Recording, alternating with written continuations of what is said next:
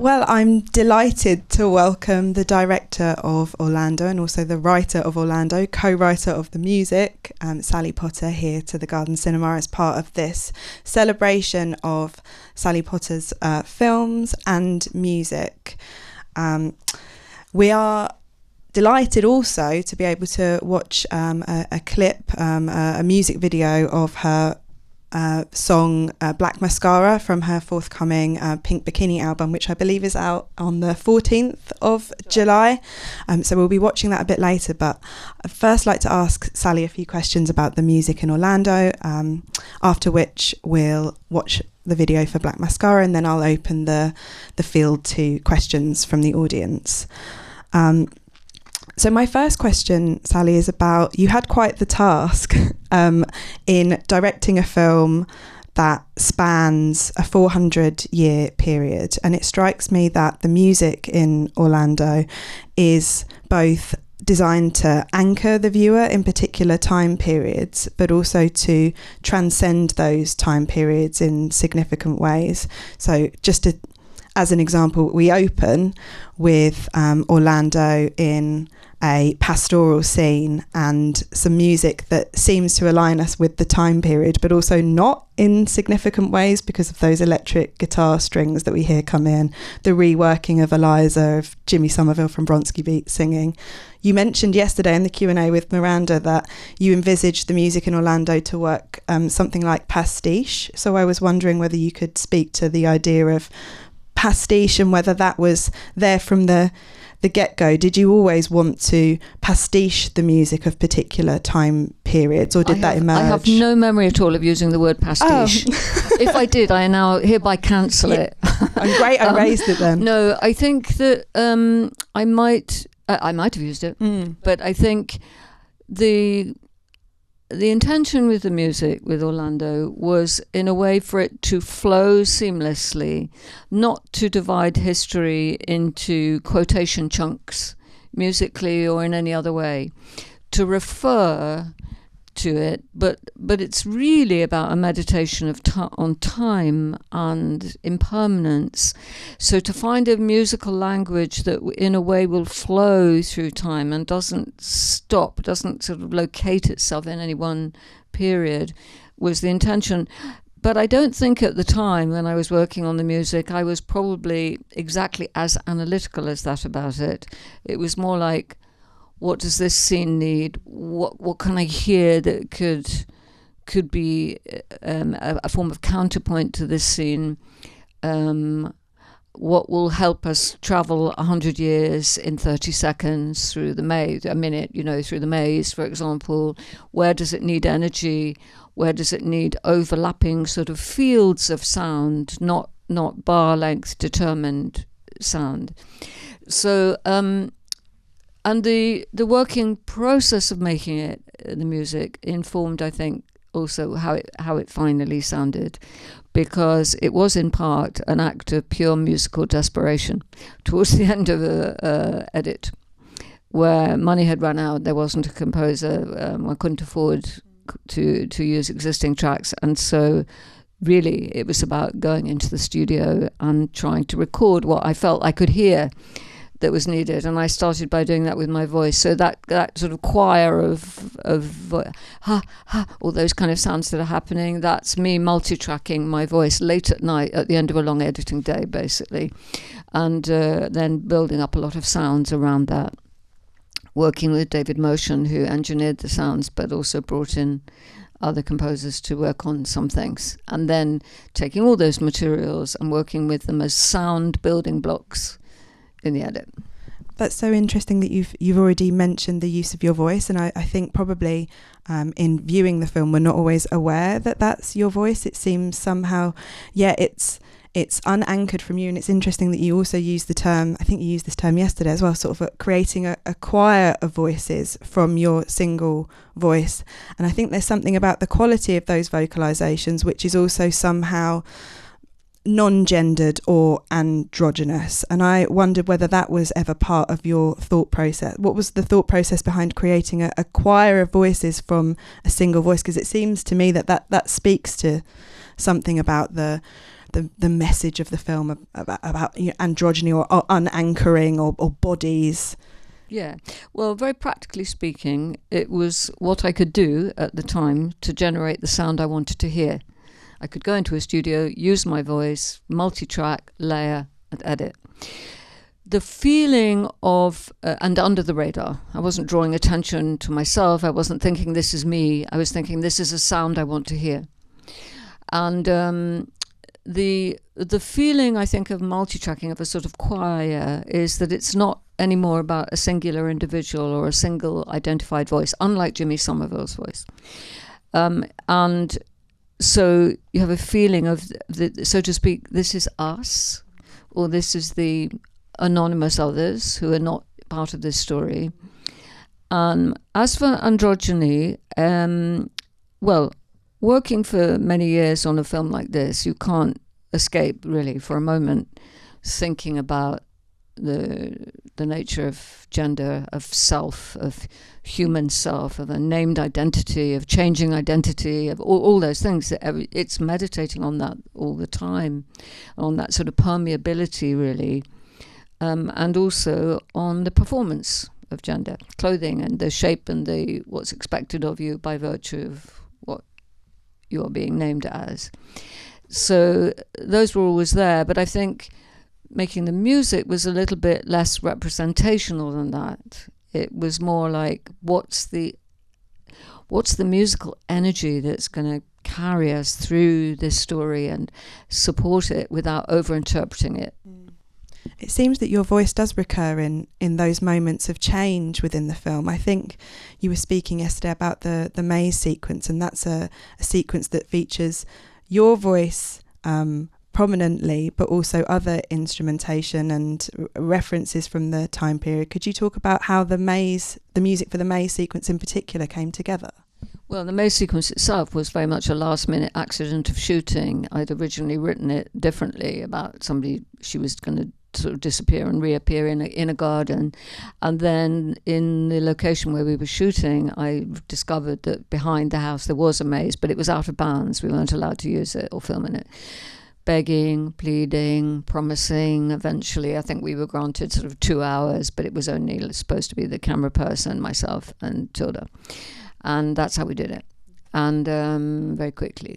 I think that, however, what was propelling it was, as I say, it had to cover 100 years, and it had to go from a kind of one particular formalist kind of identity through into Victorian romanticism, and what we think of as the great grand piano sort of Rachmaninoff-esque feelings, or Tchaikovsky, or all of what that kind of grand orchestral music sort of summed up. Well, we didn't have an orchestra, but we did have a string quartet who were playing 12/8 bars, and which was a sort of three.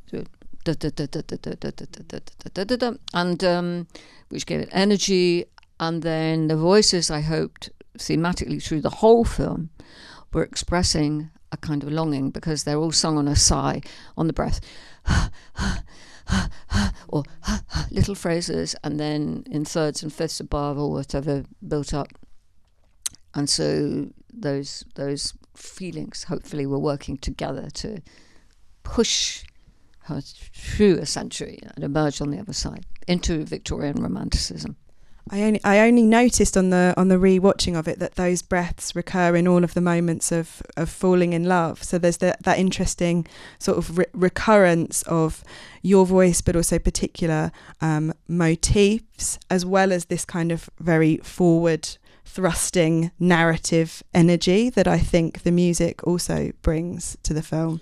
And it also explains the moments in which I cried, I think, because it's all those moments of falling in love. Where do you cry? Maze ending and looking at Sasha for the first time, and the moments where I shed a little tear today. And as I said previously, this is my 6th viewing of it, so I still find it such an emotional film. But I want to come back. You mentioned Jimmy Somerville, and I have to ask, I read something where you said that you rewrote the script so that Somerville would bookend the film, and I was wondering at what point that rewrite rewrite happened, and also the role of Jimmy, who, if you don't know, is the lead singer of Bronski Beat, and probably at that point in time would have been one of the biggest kind of queer icons, queer activists in the 90s, especially in terms of HIV and AIDS. And something about his countertenor voice works so well in terms of those androgynous themes. It couldn't really,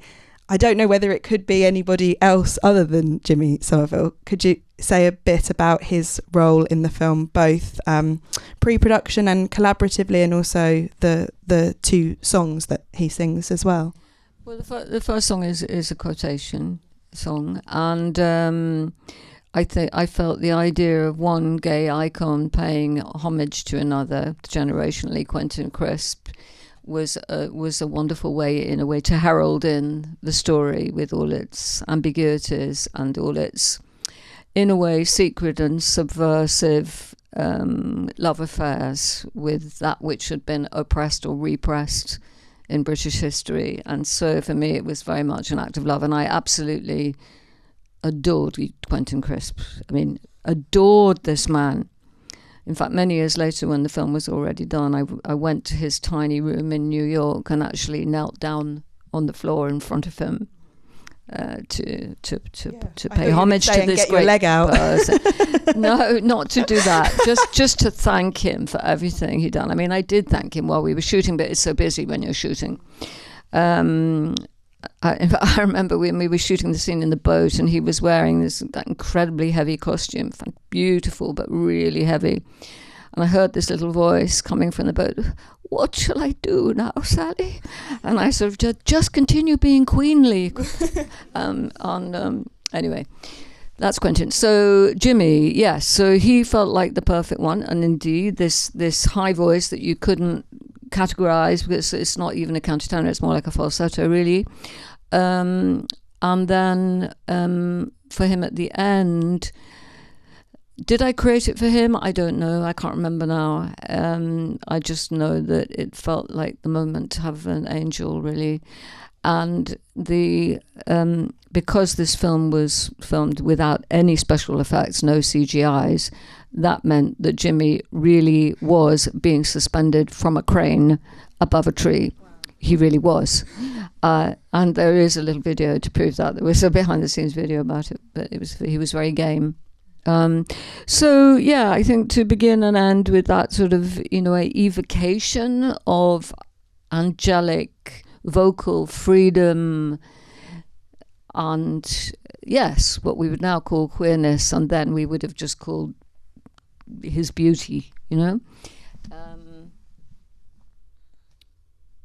it became intentional. As for the process of when you're working with people, the script changes. There were so many revisions of the script at so many points over so many years that it's hard to locate which change was propelled by what. All I know is that scripts are not written, they are rewritten, and ideas don't arrive, they are honed. And the whole process of making a film is a form of development. And part of that development is, once you have the ingredients, not just the designs, the sets, the people, the country, the script, you have the people you're working with. They start to inform and influence and inspire the writing, even in small ways sometimes, but to make exactly it feel what you just said about you couldn't imagine anyone else. That's always my goal, is that in any film you can't imagine anyone else in that role and anything else happening. Then you've kind of hit the right nerve. And we're brought, of course, right up to the present tense in terms of the music with that kind of is the name of the track I'm coming. Right up to sort of the house music of the 1990s, and it strikes me as so that's one of the changes, of course, that you made from the original text, which brings us up to the Virginia Woolf's original text, which brings us up to the 1920s. We end in the 1990s right at the present moment. So in that sense, it couldn't have been anybody else because it had to be somebody of the present moment. Yeah, which brings me to the question of you kind of revisiting, because that is so an ending on such a present. I did hear tell a few weeks ago, I saw a press release for a project that you're working on called Orlando Now, which will re-explore Orlando's 400-year journey and questions about class, race, sex and Britain's imperial history through song and dance.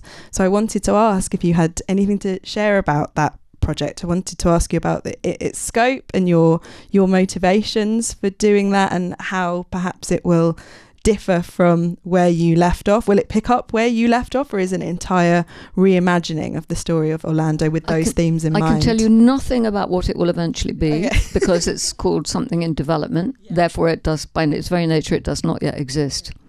What I can tell you is that even when I was working on this film originally, there were certain aspects of it that I struggled with a lot, and I have notebooks full of my notes about this. One was, if you like, the prison of class. You know, this is as written, the story of somebody who's aristocratic, who eventually loses inheritance by virtue of her change of gender. But nevertheless, it's seen through, in a way, it's seen through eyes that don't question where the money came from, where the jewels came from, what paid for the grand house, and what about the servants, you know, what do they think, and so on. So it was leaving out a lot, but a film can't put in everything, and I was faithful to the setting and the meditation on class in the way that Virginia Woolf had handled it, which was through wit and implication, through a satirical portraiture.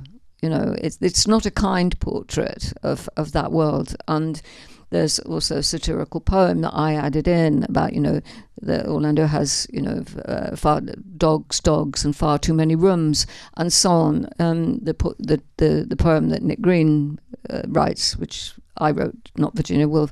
So that, you know, there's little, let's say, indications, little sort of critical arrows, I can say, that I wanted to become part of the texture of it, but not take it over. It's not a polemic about class. It's a meditation on impermanence and sexuality and gender and the passing of time.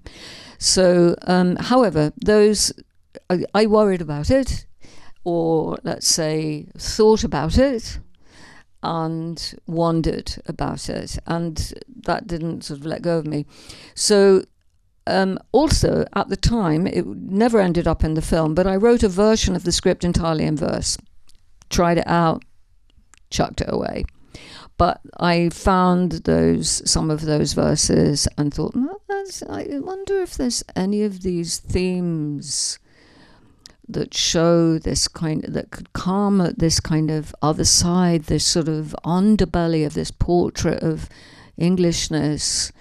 That song could become a subversive way of doing it through a narrator's voice or a chorus's voice, as in Greek tragedy, where the chorus is the intermediary between the protagonists and the audience, where together you kind of think and examine and so on what it is that you're looking at. And I thought, it could be interesting. So I started to write them as songs, but again, tucked away under the radar. And it's actually, despite that press release, it's still under the radar, except that it's been kind of let out a bit. But I don't know exactly where it will go. But I think there are some very, very rich things to explore there. Well, I think I can speak for all of us when we say that we're excited to see how that project develops. You mentioned your interest in Greek tragedy, and you were speaking yesterday about Pink Bikini, your forthcoming album, as being about the Greek tragedy of girlhood, of becoming woman, which means I think this is probably a good moment to pause and take a look at your music video from the track Black Mascara, which is from this forthcoming album. So we'll watch that, and then we'll come back and talk about that a little bit, and still leave some time for audience questions as well.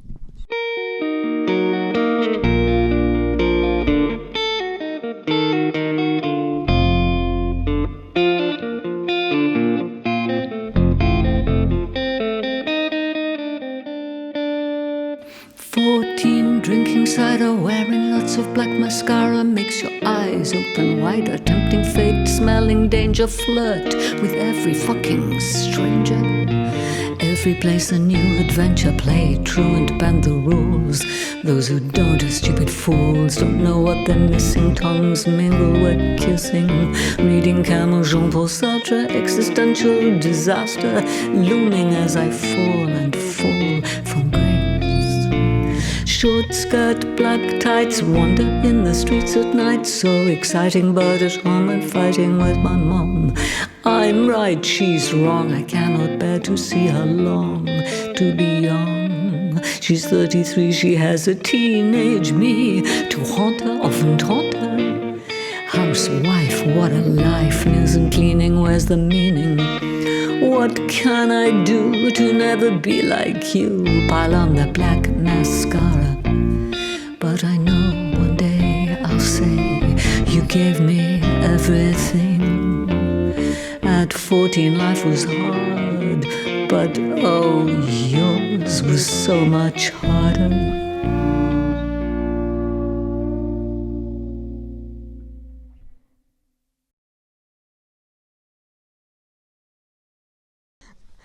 I wanted to talk about the conjunction of music, lyric and image in that video that we've just seen, because there's something quite ambiguous about the decision to sort of turn away to do this kind of girlish hula hoop moment. We're not sure who it is. We're not sure what gender that person is. We're not sure it's you.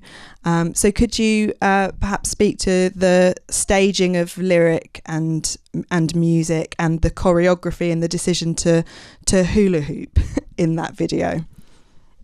Well, very impressively, I might add. It's not bad, is it, actually? I hadn't hula hooped since I was 11, so I wasn't sure if I could remember how to do it, but I found that the muscle memory was still there. I was resistant initially to doing a music video at all for the album, because I wanted to exist through the ears and not really through the eyes. And also, I didn't really want to be visible. I wanted to be heard, but not seen. So eventually I came up with the idea, well, I could film myself, just film my back view.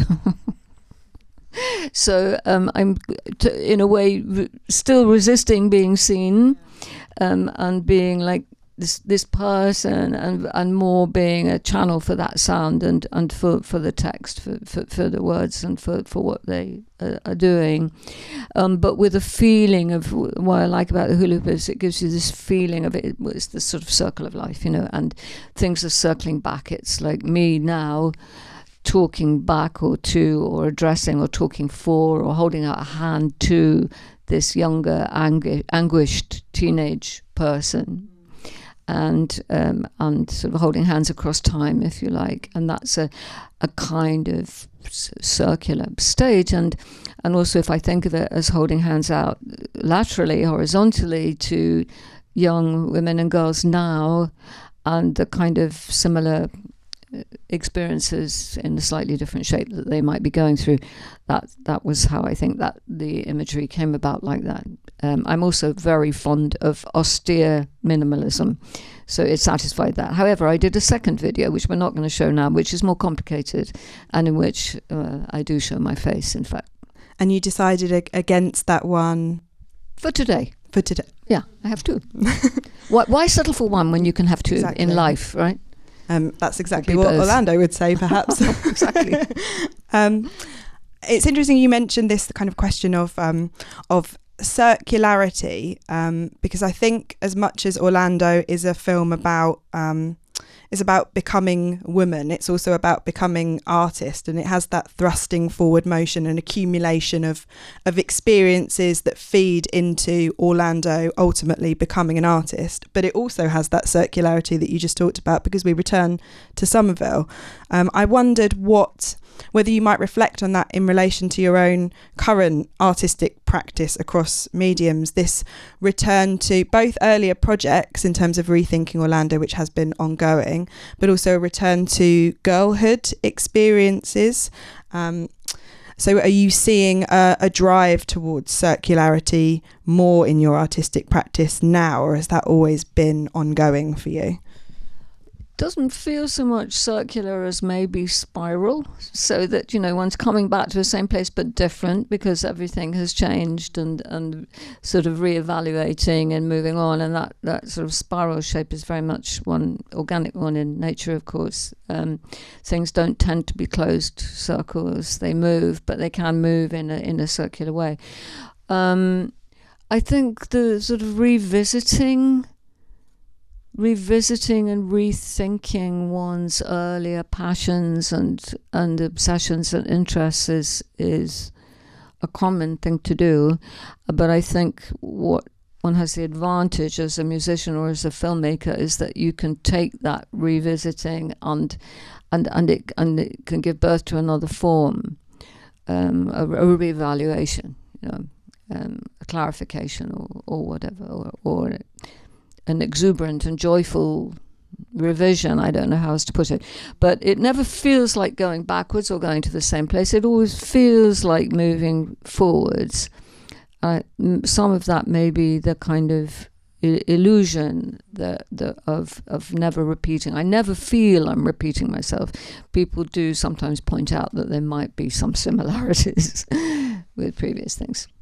Well, I wonder whether there are similarities in the themes of the songs that you're writing and Orlando, in terms of the constraints of both capitalism and gender, which seem to be themes both in Black Mascara and also Pink Bikini, the title track, which seem to be about navigating how to become an adult within the constraints of two binary gender roles that are circumscribed by material goods like mascara and like pink bikinis. Do you think there are connections there? Is that what drew you to Orlando the text in the first place? Because it's also a film that really explores the constraints of gender norms within different time periods.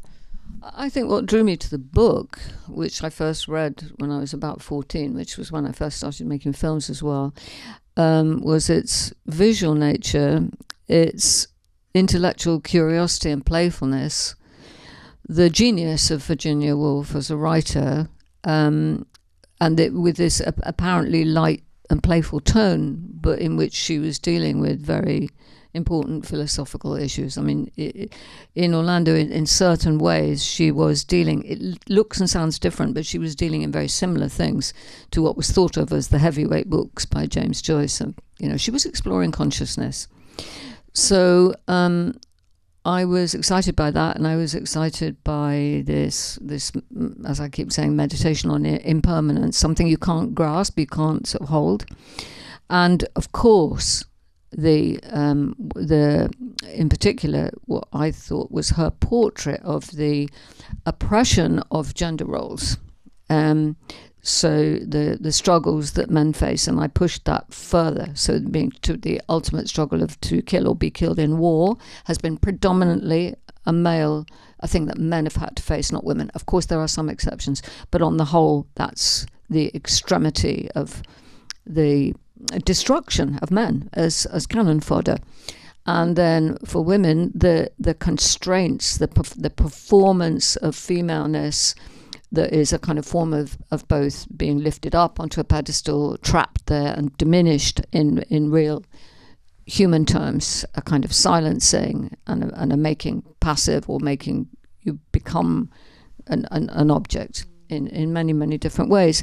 So she, Virginia Woolf, described in her narrative lightly both of those forms of oppression, and I think it was a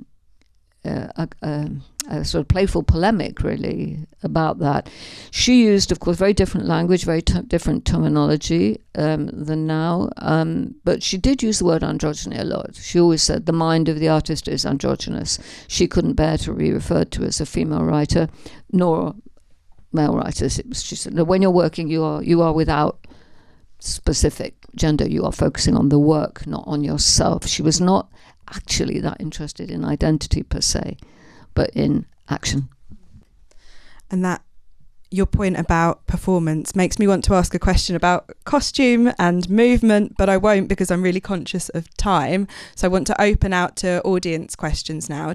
I believe we have a roaming mic. So if anybody has a question for Sally, just raise your hand and we'll get a mic to you. Oh, there is one at the back I can see. Oh, two at the back. If you could speak quite directly into the mic so everyone can hear you, that would be great. Hey, just firstly, thank you for making such an extraordinary film. It really changed my life in a lot of ways. And I think not just myself, but a lot of trans people see themselves reflected in this film. And not just in Orlando, but also in Shalmerdine and the casting of Quentin Crisp and Jimmy Somerville and all the countertenor voices. There's just so much that's so trans. And it makes me quite emotional. But yeah, I guess I wanted to ask about how I guess transness as a concept has informed the film, or what was it that you saw in this idea that made you want to explore gender transition and transgression, I suppose. Yeah. Well, first of all, thank you for telling me that, and I'm delighted that it was meaningful for you. And I've had a lot of feedback over the years from people who have transitioned from one gender to another, and how the film has spoken to them. And it's been very, very touching and moving to know that this is the case. I think that, of course, Virginia, I stayed true in my adaptation. I edited a lot out of the book, added some things like the angel at the end, but I stayed true to Virginia Woolf's, if you like, philosophy and point of view on this.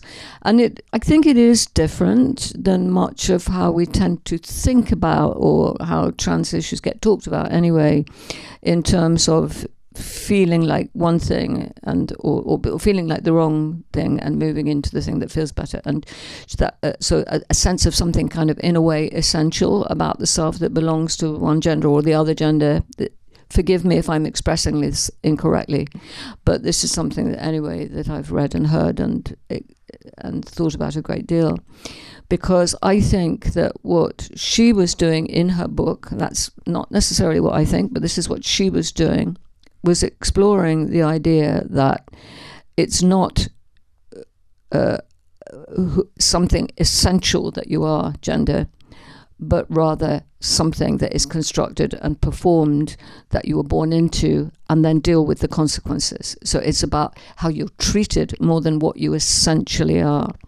So a very different relationship with essentialism and with a feeling about the self. It's such a complicated philosophical issue, but as a finer point, that's pretty much true to how she was thinking at the time. I noticed that very recently there's been another film made about Orlando called anyway, the one by Paul Preciado. Yes, thank you. Yeah, where as I understand it, there was some criticism about Virginia Woolf at the time not exploring what trans issues were at the time. Well, I think she took on a lot, and she was, as a writer, exploring it in the way that she thought made sense for her life as a writer, for her relationship with Vita Sackville-West, which is part of the material that is behind it. So her lesbian self and actions, but a lot about how she was perceived as second-class writer compared, let's say, to James Joyce. So there were many things behind what she was doing, and she was approaching those transitions differently. But certainly the story itself is that through time there is this incredible fluidity, and the self can be occupying this body, this performance, that performance, and that the demands on both men and women will also change through time. So I think fluctuation, change, and flow, politically, personally, was what she was describing in this kind of dance through history. And I tried to stay true to that. Yeah, thank you.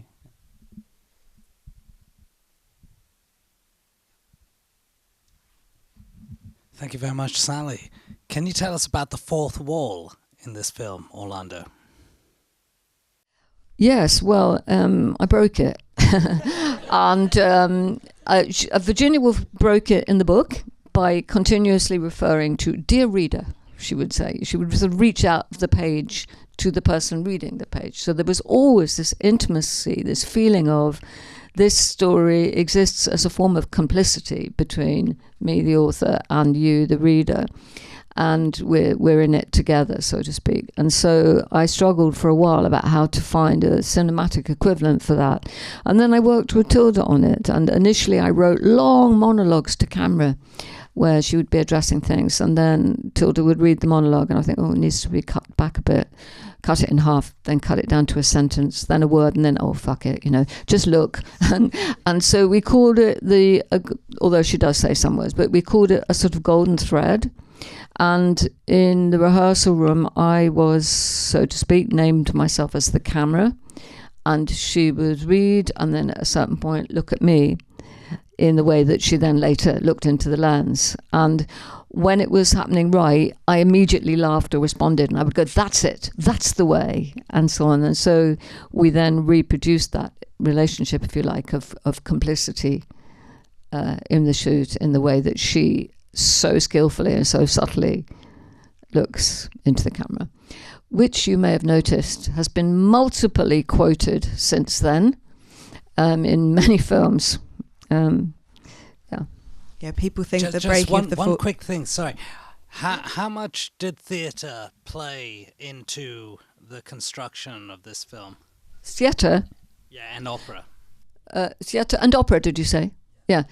Well, I guess it's kind of operatic in the sense that it has a big sweep and it's propelled musically, and I guess there's theatre in the sense that there's constantly an awareness, let's say in particular, of choreography. I have a background in choreography, and there is an enormous amount of choreographed movement in the film.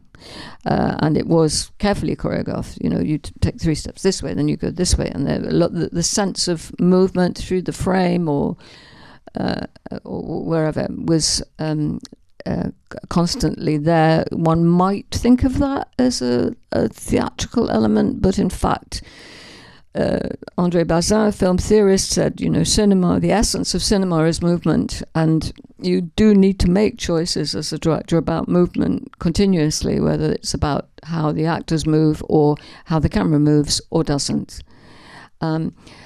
Theatricality, I tried to set a tone and a direction where this didn't feel artificial. It felt believable within a kind of suspension of disbelief, because clearly somebody living for 400 years and changing sex is not the norm in terms of what people think of as reality. And this was something that before the film was made, financiers and so on had terrible trouble imagining. And again and again and again said, this can't work. You can't have one person do this and you'll never believe that they've really lived this long, and and so on and so forth. But I think the sense of the real is something that cinema does incredibly well with things that are, in quotes, not actually physically possible. And that became the propelling idea. But it was cinematic. It was always thought of as cinematic, not theatrical. We have a question down at the front, I think. Thank you.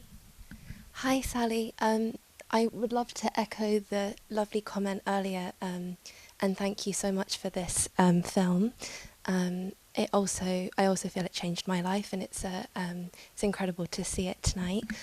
You spoke last night about. Sure, sorry.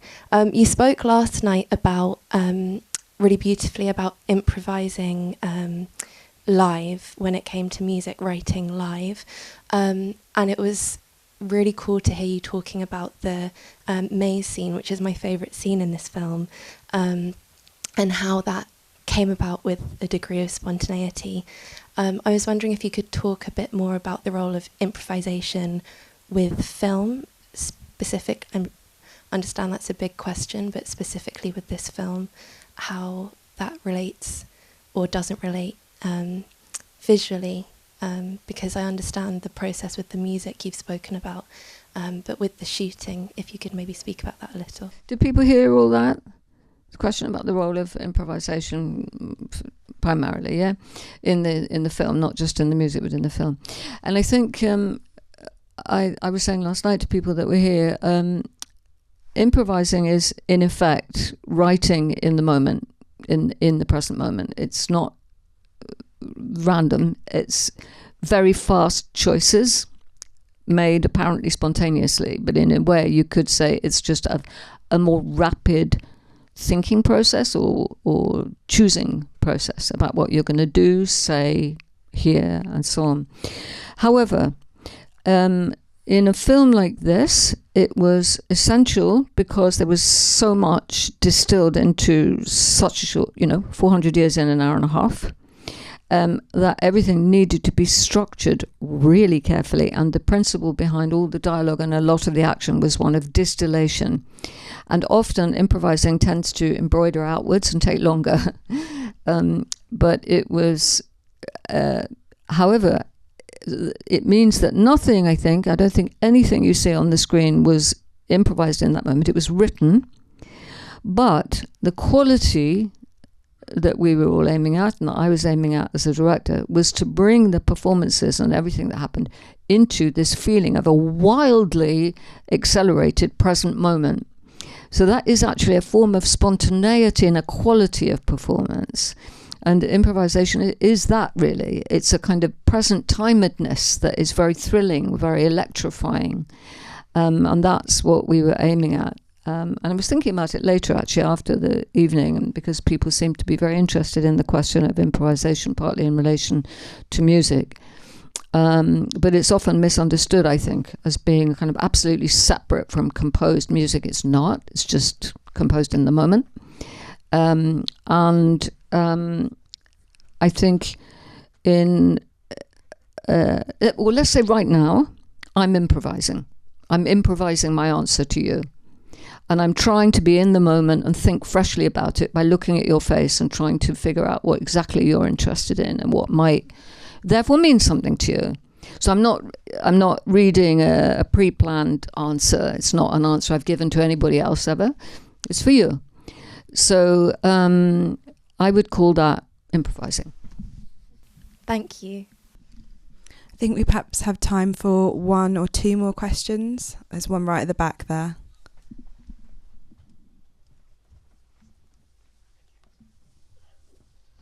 Yes, I have a question about the impact of the soundtrack on the narrative and how it reflects the sort of impermanence and almost androgyny in the narrative. There's a sublime mix, I feel, of period instrumentation and digital production, synthetic sounds, that sort of thing. And I feel that the digital aspect of the soundtrack, it unmoors you in a chronological sense and resonates that theme of impermanence, and also imparts a sort of androgyny on the sound of the period instrumentation. And I was just wondering if that was a deliberate choice on the part of the composition or not. There was an absolutely deliberate choice to use a mixture of strings and electric instruments, so that you never felt actually that it was date specific, but it was constantly making a relationship with a sound that could only be made now, well, in the 1990s as it was, and string instruments that had been around for much longer. However, this was done pre-digitally. Everything is analog. It was shot on film, edited on film, mixed and recorded on reel-to-reel magnetic tape.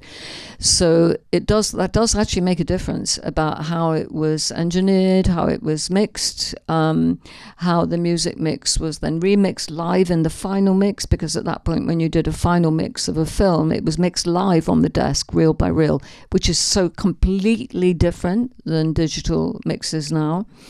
And I think that brings it gives it a slightly different quality. But in terms of instrumentation, you're absolutely right. It was this not wanting to be able to place the music at any one point, but rather to sort of reach across these different kind of sounds that were talking to each other. electric sounds and acoustic sounds. I think the analog recording process brings us back to what you said about the narrative and nature resolving in a spiral as opposed to a circle, in that you're recording with sinusoidal waves that change in magnitude and frequency but ultimately remain keep the same shape, if you see what I mean. So just a thought. Anyway, thank you. Well, yeah, it's a thought, and it's a very specific quality. This is a very nerdy kind of discussion. This one I love, as it happens. Full-on nerd when it comes to the difference between reel-to-reel and digital, and different kinds of microphones, and all the different ways that these sounds enter your brain and you decode them and interpret them and so on. It's subtle but really important. Thank you. We have run out of time, but if you'd like to hear Sally in conversation again, we also have a screening of Yes, starting at 6 o'clock. If you'd like to come along to that and come to the Q&A with Sally afterwards, it'll be in screen 1 again. And we also have a screening of Ginger and Rosa at 9 o'clock as well. Please join me in thanking Sally Potter for joining me in conversation about the music in Orlando. Thank you. Thank you very much. Thank you.